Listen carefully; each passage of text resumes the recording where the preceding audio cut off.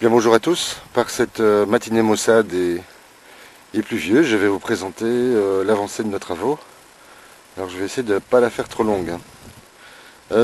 Qu'est-ce qu'avons-nous fait? Bien, un des travaux que je souhaitais depuis un certain moment était d'installer une gouttière pour pouvoir récupérer sur cette surface relativement importante, de près de 50 mètres carrés, de récupérer l'eau de pluie. Alors on a installé ces deux citernes sur des palettes. Je remercie encore Jean-Charles pour ces palettes. Et également pour ces cubis. Vous voyez que nous les avons reliés ensemble à l'aide d'un tuyau PVC et un peu de mastic. Et cette eau va me permettre de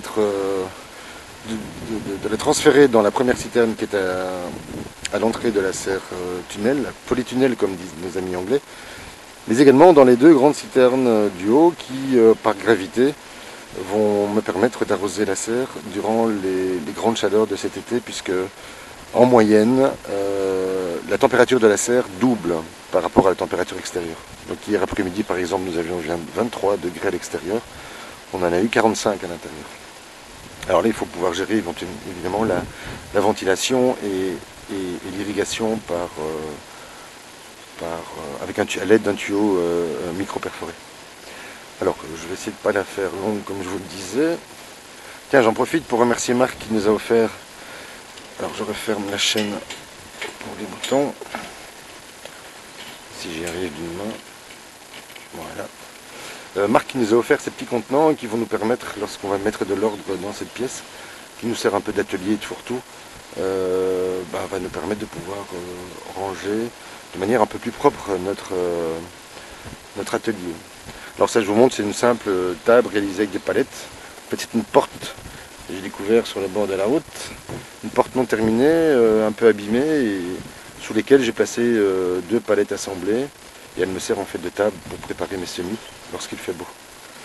Alors on a réparé la pompe à eau et on y a ajouté un système tout simple de fabrication maison qui va nous permettre d'envoyer de l'eau dans le fond de la serre. Alors il nous reste une citerne à nettoyer. Tiens, j'en profite pour remercier Françoise qui nous a offert ces deux tables cette table et ces deux chaises modèle, je dirais 1930, peut-être même un peu avant. Et que dès que j'ai le temps, je vais m'occuper de les de les réparer et de les remettre au goût du jour.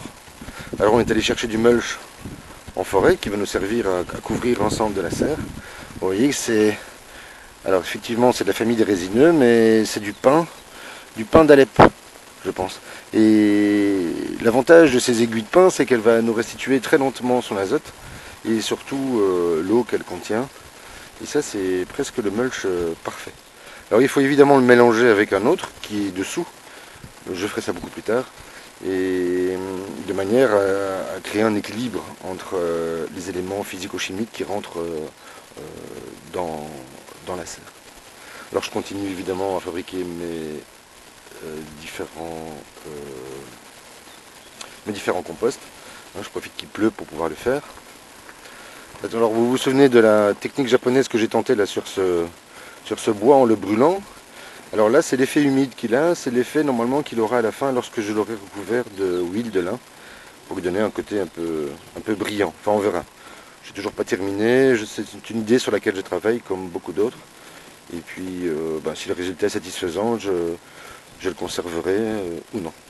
Alors oui là j'ai planté de la roquette et j'essaie de récupérer la consoude qui va me servir à fabriquer du purin. Puisque vous le savez qu'il a une haute teneur en azote et associé au purin d'ortie et au purin de prêle, mais normalement les levées de plants devraient se réaliser sans trop de difficulté. Alors avec le muguet est bien à sa place. J'ai installé cette base de palette pour la protéger un peu de la lumière de fin de journée qui parfois est très importante, trop importante même. Alors vous vous souvenez de cette série, on y a installé des échalotes, de l'ail, des oignons, différents types d'oignons, des oignons rouges, des oignons grelots. Bref, je ne vais pas vous faire toute la liste. Et nous y avons associé évidemment des cultures grimpantes, dont des petits pois. Donc, vous voyez que j'ai semé extrêmement dru, extrêmement dense. Le résultat est là. Parce que j'ai eu la chance de rencontrer un abruti il y a quelques semaines qui m'a dit que ça ne fonctionnerait jamais. Eh bien moi j'observe le contraire. Donc je l'invite à regarder cette vidéo. Alors on poursuit, hein, je vous fais pas tout le tour.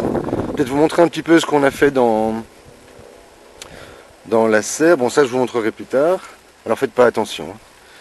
J'essaye de récupérer un maximum de plantes. Alors, vous voyez les tomates, hein, elles se comportent, ma foi, plutôt bien. Alors évidemment, j'essaye de les récupérer. Là, je fais de la transplantation. Là, j'essaye une nouvelle technique. J'en mets 5 par pot et je les fais monter à l'intérieur. De cette manière, je n'ai qu'à arroser au centre.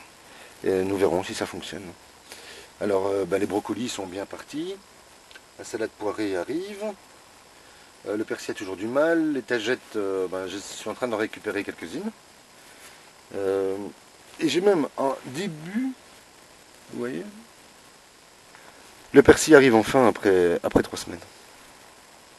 Alors là, le thym est monté, les melons, là j'ai de la consoude, hein, une plante mellifère qui est jolie et à la fois très utile dans une serre et même dans un potager. J'ai de la belle Denise qui est en train de monter, d'apparaître, d'autres courges que j'ai encore ailleurs. Là, je vais tenter de récupérer ces malheureux plants de tomates. Ici, j'ai des oignons et j'ai d'excellentes binges que je vais replanter en début de semaine prochaine.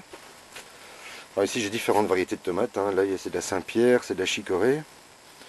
Alors, je sais pas, j'ai l'impression qu'il y a un peu d'humidité, puisque évidemment, on est rentré dans la serre et il fait quasiment 20 degrés.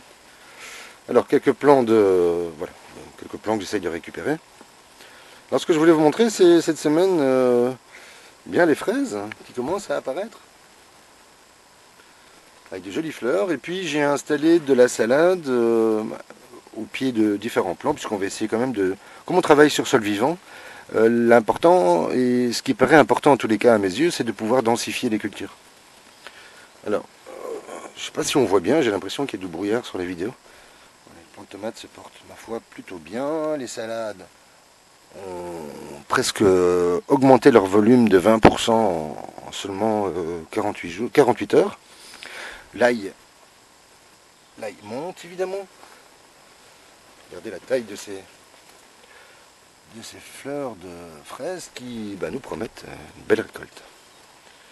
Alors on a enfin solutionné la problématique liée à l'eau. Je ne sais pas si c'est moi ou si c'est... Bon, il y a un peu de buée évidemment. On a solutionné enfin la question des déversoirs. Tiens, là je vous montre, c'est du coqueret du Pérou, ce qu'on appelle la physalis parfois chez nous. Alors oui, on a inventé ceci, on a pris un bouchon qu'on a percé, et j'ai installé une tête en 13 mm. Et puis en fait, j'ai réussi à l'adapter voilà, tout simplement aux citernes, et j'en suis très heureux parce que maintenant mon système de micro-aspersion, micro-perforation plutôt, fonctionne très bien. Alors... qu'est-ce que je peux encore vous montrer? Ben oui, voilà, ça c'est de la tomate syrienne dont je vous parlais l'autre jour. J'ai installé de la Crimée, j'ai installé alors pour ne pas faire de politique, j'ai installé quand même de la noire de Crimée, de la noire d'Ukraine et de la noire de Russie. Ça, tout le monde est content. Alors là, on a fait un peu de transplantation, vous voyez. J'ai de la tomate marocaine, j'ai de la tomate cherry. J'ai de la tomate